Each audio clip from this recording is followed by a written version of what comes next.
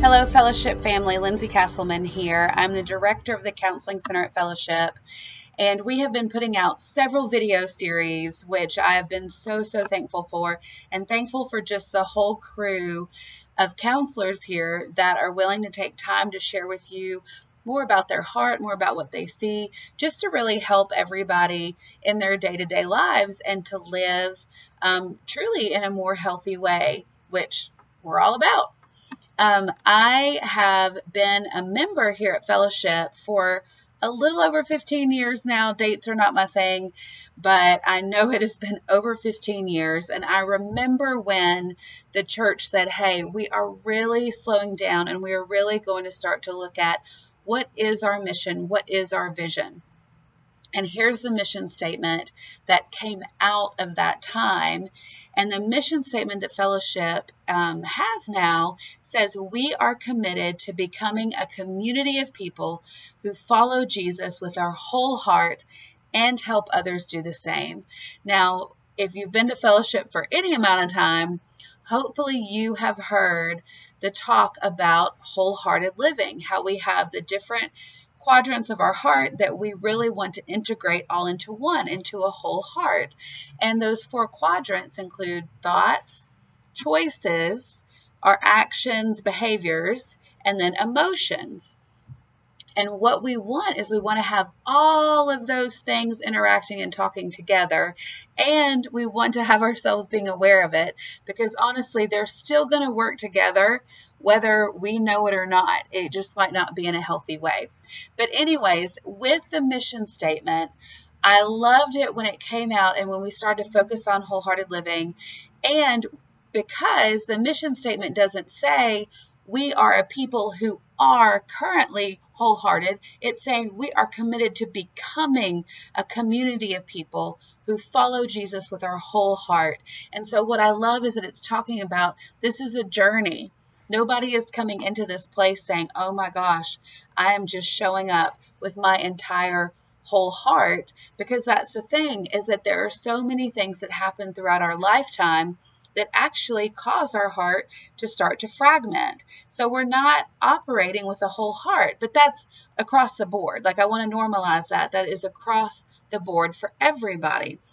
And the other thing for us to remember is that we have an enemy that also wants to make sure that we do not have a whole heart, that we do not show up fully in relationships. He wants us to show up fragmented.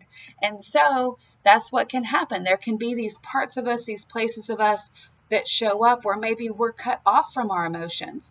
Maybe we're cut off from our desires. And truthfully, those are usually the 2 that we get cut off from the most.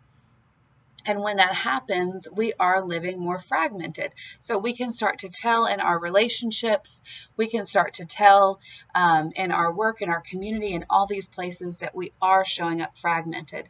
And as time marches on, this fragmented way of living, it takes a toll. And we don't want that for you. We don't want this to start to become normal, because that's what we've seen. There have been some people where these ways of relating that are more disconnected, that are more fragmented, that are more cut off from who we truly are designed to be, that can just start to be the norm. No, it's normal to show up and to people please, or it's normal to just show up and not really care about how other people are feeling. It's just how we feel. These ways can be ingrained in us based on our family legacy, based on what we saw in our caregivers, based on ways we protected ourselves. There's a lot of factors that can play into it, but it can start to become normal, so much so that you might not even have people around you or know people who show up fully connected with themselves. So then you sit and go, well, wait, what are they talking about, this wholehearted thing? What are you talking about? This is not anything that I have ever experienced, and that's okay. It's the same thing. Jesus came down to earth to be with us, and for so many people, this was like, wait, what? To have God in the flesh in front of them Never had they seen it before, but when they were with him, when they experienced him, they knew something was different, right? It goes back to like, you taste and see that the Lord is good. They were with him. They saw that it was different. They experienced something new and they go, oh, this is the way that we're supposed to live.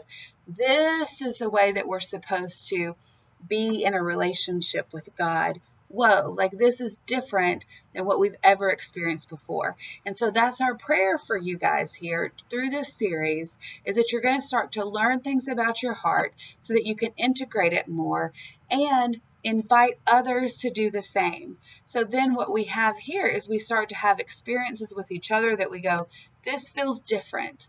This feels different than other relationships. Now I know what you're talking about. Now I know the importance of making sure that I'm aware of my emotions, that I am connected to my desires, that I've not cut them off, or that they're not running sideways in completely unhealthy ways. Now I can see how emotions and thoughts and desires and then choices and actions are actually all connected together. And when I'm fragmented, man, we can tell. But when it's all integrated, I can start to live more fully and more abundantly. And then we go into when Jesus really repeats a verse in Deuteronomy about how he says we need to love the Lord your God with all your heart, all your mind, all your soul, like the whole thing. He wants all of it, because man, when we start to show up with all of ourselves and when we can also experience all of God, it's a connection like never before. And then again, the same with our marriages, with our kids, with our people at work. Like when we start to be able to connect with people more wholeheartedly, it makes a huge difference. And Jesus does also add to the Deuteronomy verse, and hey, also remember to love your neighbor as yourself. And that's the second part here of our mission statement that says, hey, not only are we becoming more wholehearted and loving Jesus with our whole heart, but we're inviting others into it too. We want to bring others into it as well. And so that's what I hope this series does for you all, is that it's an invitation to learn more about your own heart, but also then to invite others in to the process with you. Hope you have a wonderful day. Thank you so much and enjoy this Wholehearted series.